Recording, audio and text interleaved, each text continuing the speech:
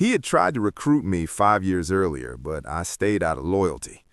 Loyalty. The word felt bitter now. I sent a direct message. "Are you still looking for a lead architect? We need to talk today." The reply came within 3 minutes. "Dinner, 7 p.m., the Capitol Grill. Bring your appetite." I spent the rest of the afternoon documenting everything, not for Stratos, for myself. I downloaded my original commit logs from my private GitHub, timestamped from 2018. I saved the emails where I clearly told Mike that this was personal IP I was allowing the company to use for testing. I collected proof that the Stratos speed engine was actually my weekend project. At 5 p.m., I packed my bag. I took the photo of Sarah and Leo. Let me explain what it's like to pack your life and your child's life into garbage bags in 2 suitcases. It's both the hardest and the most freeing thing you'll ever do. I had $612, a quarter tank of gas, and a 4-year-old who believed we were going on an adventure. No one came upstairs. No one knocked. I heard the TV turn on. They returned to their evening as if nothing had happened. I loaded the car, secured Birdie in her seat, and drove away at 7:43 on a Sunday night. I told myself I wouldn't check the rearview mirror. I didn't. We stayed in a motel that first night. It cost $49. The room smelled like smoke, and the bedspread had a stain I chose to ignore. But Birdie loved it because there was a vending machine. I let her get Doritos, and she fell asleep at 8:30 with orange dust on her fingers. I sat on that bed and cried harder than I ever had, not because I missed that house, but because a $49 motel felt safer than my parents' home. The next morning, I called every apartment complex in Dayton. I found a 1-bedroom at a place called Ridgewood Gardens. There was no ridge and no garden, but there was availability. Rent was $850 a month. The landlord, Mr. Perkins, looked at my pay stub, watched Birdie coloring on his office floor, and said, "Move in with the first month, and we'll spread the deposit over 3 months." A complete stranger showed more kindness in 5 minutes than my family had in 2 years. We moved into apartment 4B with garbage bags and an air mattress from Goodwill. No couch, no table. We ate on the floor that first week. Birdie called it a picnic. But starting over with nothing isn't easy. I stayed awake every night calculating expenses, $850 for rent, plus daycare, gas, and food. I came up short every month. I worked double shifts and ate once a day so Birdie could eat 3 times. And during those weeks, do you know who called? No one. Not my mother, not my father, not Tyler, not Casey. After 27 years with that family, they let me disappear without a word. But someone was about to learn the truth, and when she did, it changed everything. My 73-year-old grandmother, Ruth, drove 2 hours through a rainstorm and confronted my mother directly. That moment is coming soon, and it matters. At that time, I was in apartment 4B, sleeping on an air mattress, raising a daughter who thought we were camping indoors, and managing a bank account that made me uneasy every time I checked it. I accepted every extra shift the Hampton would offer. Some weeks I worked 6 days. I dropped Birdie off at Miss Claudette's home daycare at 6:30 in the morning and picked her up close to 6 in the evening. She charged $200 a month, which was manageable, and she cared for Birdie like her own. Small moments of support made a difference. But surviving like that leaves no room for error.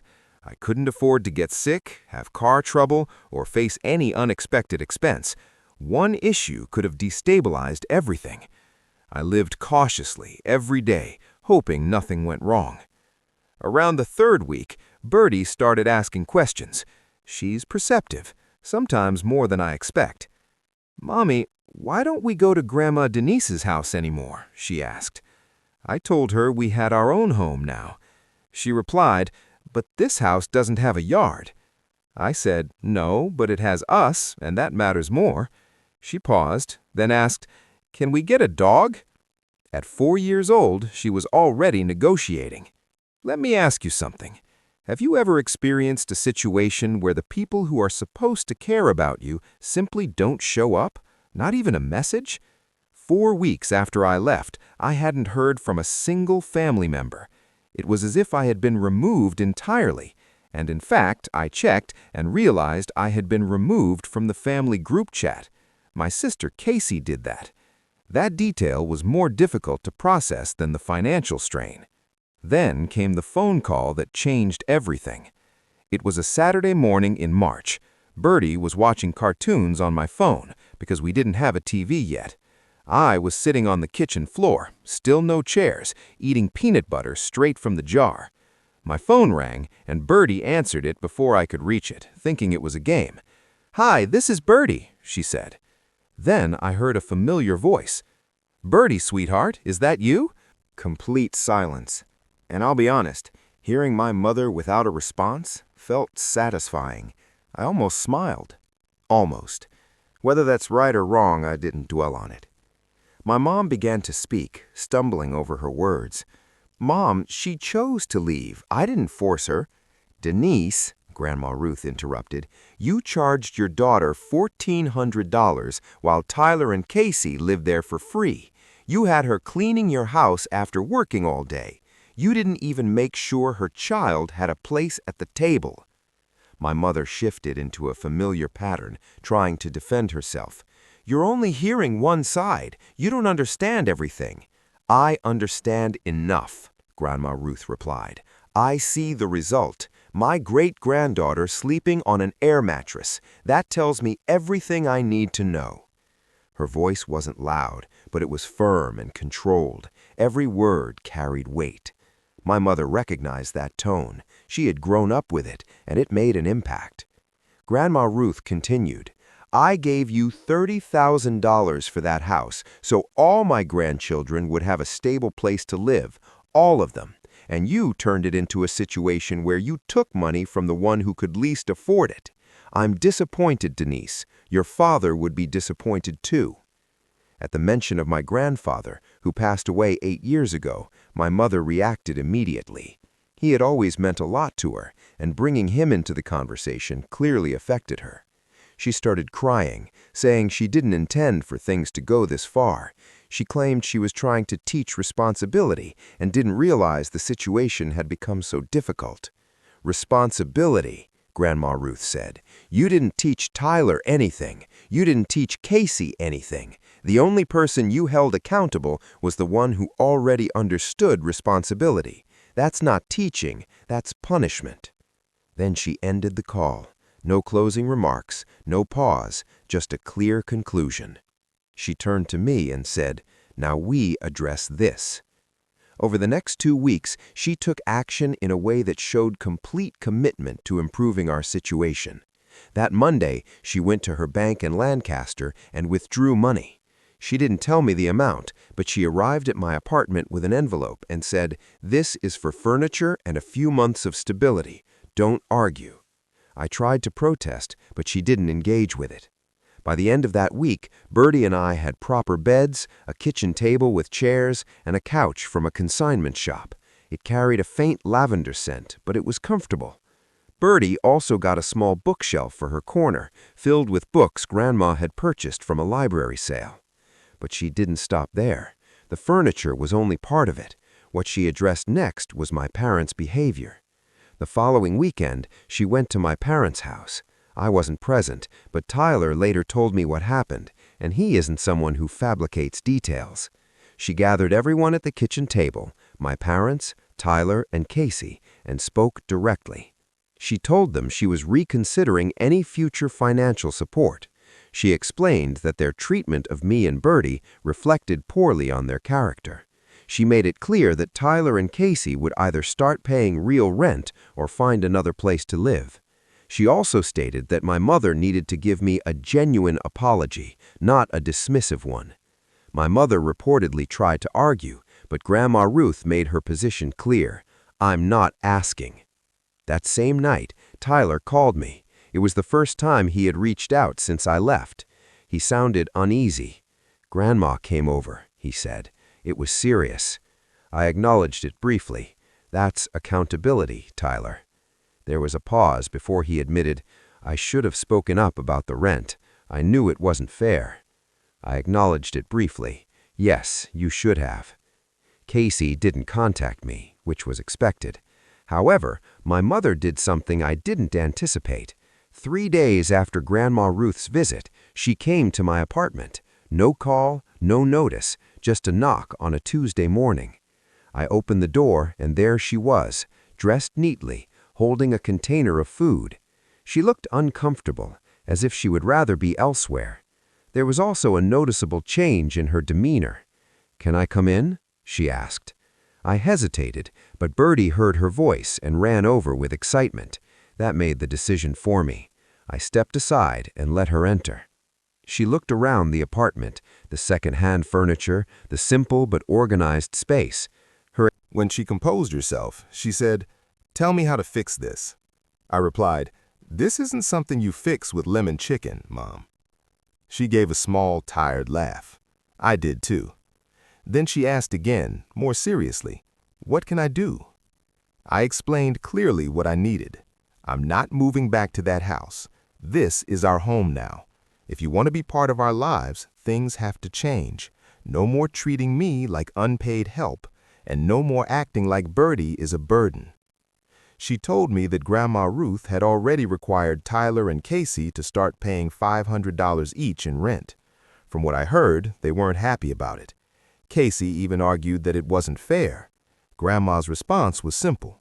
"If you want to understand fairness, ask your sister." About 2 weeks later, my dad showed up alone. That was unexpected. His routine had always been work, rest, and television. He stood at my door holding a Home Depot bag and said, "I brought a smoke detector. Your hallway needs one." That was his way of showing care, practical, not verbal. He checked the windows, tested the outlets, adjusted a cabinet, and then sat down. What he said next mattered. "I should have stopped it," he admitted. "Your grandmother spoke to me. She said silence isn't neutral. It supports whoever has the control." Hearing that from him was significant. Before leaving, he gave me a brief, slightly awkward hug, but it was genuine. Over the next few months, things began to shift gradually. My mom started calling just to ask about Bertie. She asked, politely, if she could take her to the park one weekend. That approach was new. Tyler helped me move a dresser and joked, "I'm paying rent now and I kind of blame you for it." He was smiling when he said it. I responded, "That's part of being an adult." Casey was slower to change. After 2 months, she finally sent a message. "Mom says I should apologize, so I'm sorry." I replied, "Your purse was in Bertie's chair. Think about that."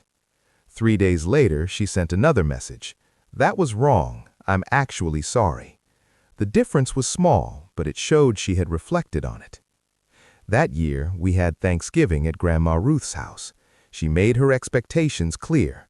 Everyone sits at this table and behaves like a family. Everyone came, including Casey, who was quieter than usual and brought a store-bought pie. During dinner, Grandma asked each person to share something they were grateful for. Tyler said, "I'm grateful I have a place to live and that I understand responsibility now." My dad said he was grateful for the meal. Expressing emotions still isn't easy for him. Then my mom looked at me and said, "I'm grateful my daughter is stronger than I realized." There was a brief silence at the table. Bertie broke it by saying, "I'm grateful for Doritos," which made everyone laugh and eased the tension. After dinner, my mom and I stood side by side washing dishes in Grandma's kitchen. She washed, I dried.